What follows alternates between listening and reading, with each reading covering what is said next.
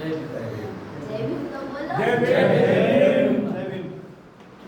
તો સૌપ્રથમ તો ધારી ટીમ તથા ધારીમાં જે તમામ લોકો અહીંયા ઉપસ્થિત હતા તે લોકોએ આ કાર્યક્રમ ગોઠવ્યો તે માટે બધાનો આભાર વ્યક્ત કરું છું.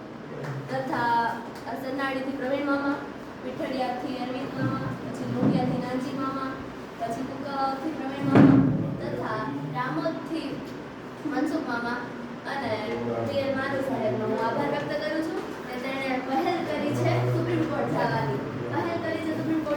તેથી મારા પપ્પા આજે 8 વર્ષ પછી બહાર આવ્યા છે.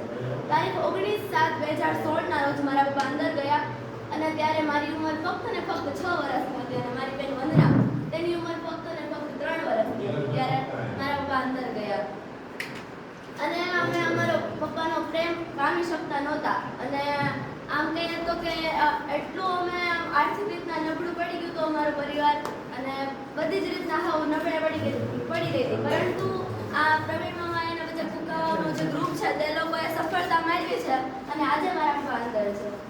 તો વાત કરું તો કે સંઘર્ષ તો મારા મમ્મીએ કર્યો છે. સંઘર્ષ તો મારા મમ્મીએ કર્યો છે કે તેની હિંમત અને તેનો આત્મવિશ્વાસ હાર્યો નહોતો અને છેલ્લે લગી લડતા રહ્યા અને આજે તે સફળતા મેળવી. સંઘર્ષ કર્યો છે મારા પપ્પાએ કે તેણે કાંતિભાઈ ચૌહાણ જેમ અને બીજા કોઈની જેમ આપઘાત નથી કર્યો અને તેણે હિંમત રાખીને જેલ કાપી છે અને આજે તે બહાર છે. અને હજી હું મારા પપ્પાને કહું છું કે અમારા પરિવારને બલિદાન દેવી પડે, સમાજ માટે પરિવારને બલિદાન દેવી પડે તો તમને છૂટ છે બલિદાન દેવાની. ડોક્ટર ભીમરાવ આંબેડકરે સમાજ માટે તેના એક રાજરત્નને બલિદાન આપી હતી અને તેણે કહ્યું હતું કે રાજરત્નને હું દફનાવવા આવીશ તો મારા 1000 રાજરત્નને જિંદગી એની દફનાવવી પડશે, તેથી હું ન્યાય નહીં આવી શકું અને તેણે 1000 રાજરત્નની જિંદગીને બચાવી હતી. તેથી કહું છું કે બલિદાની દેવી પડે પરિવારની તો દેજો પણ સમાજની બલિદાની પપ્પા ન આપતા. અને સંઘર્ષ તો કર્યો છે ડોક્ટર ભીમરાવ આંબેડકરે કે જેને ઘરમાં ખાવા ખીચડી પણ નહોતી અને તેણે ભણતર પૂરું કર્યું અને સમાજ સેવા કરી હતી. અને આજે તે આપણા સમાજના અને આપણા ભારતના તે ઘડવૈયા કહેવામાં આવે છે, બંધારણના ઘડવૈયા કહેવામાં આવે છે.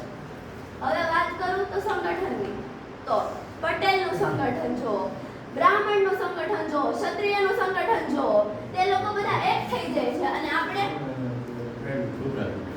નથી થતા કારણ કે આપણે બધા તો ટાટિયા ખેંચવામાં છે બધા. અને મેં કાલે આપણે પીઠડિયા પ્રોગ્રામ હતો ત્યાં પણ મેં એમ જ કીધું હતું કે કેવી રમત ખબર, ઓલી જે રસ્તા ખેંચની રમત આવે ને એવી નહીં, એની જ રીતના પણ ટાટિયા ખેંચની રમત હાલે છે.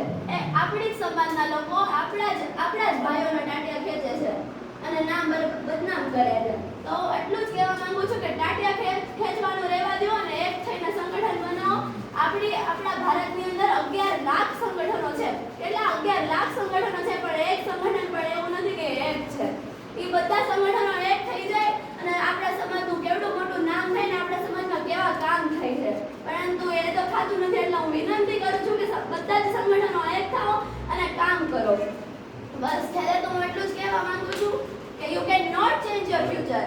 You cannot change your future, but you can change your habits and life. I surely your habits will change your future. Thank you.